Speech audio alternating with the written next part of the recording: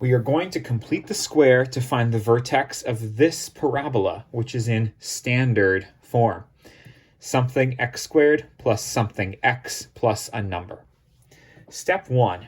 If there is a number in front of x squared, factor it out of the first two terms. Now there is a number there, it's a 1, but it's not written, so we're not going to worry about that. If there's a number other than 1, factor that out of the first two terms.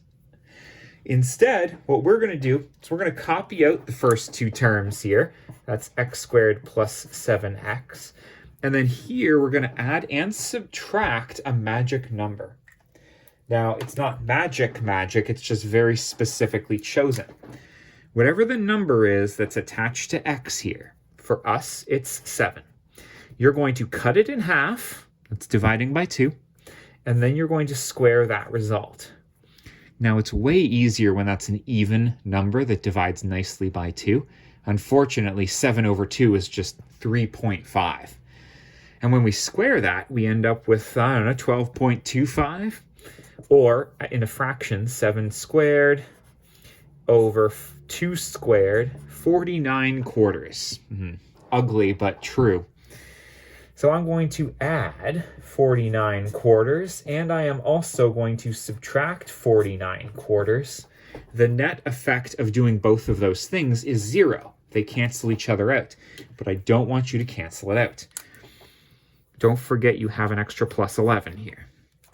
The point of completing the square is that the first three terms here, your x squared, and then, well, for us it's 7x, and then this specifically chosen number, is that this is a perfect square trinomial.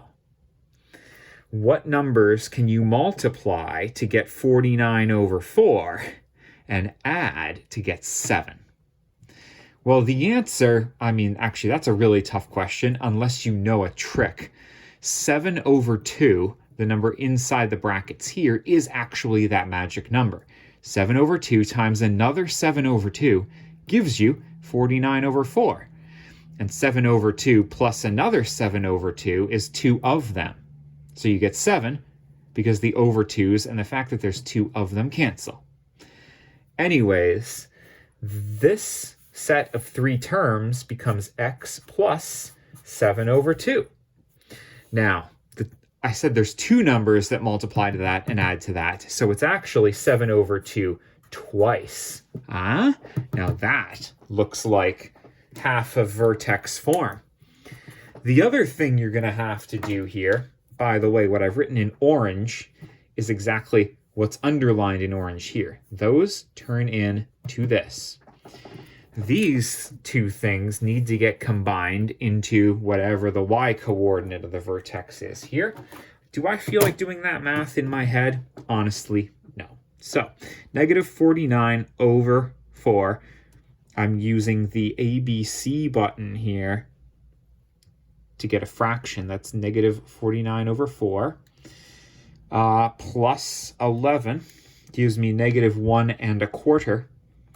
And if I turn that into an improper fraction, I get negative 5 over 4. So these combine to make minus 5/4. This is in vertex form. Am I sorry that it's fractions? Only a little.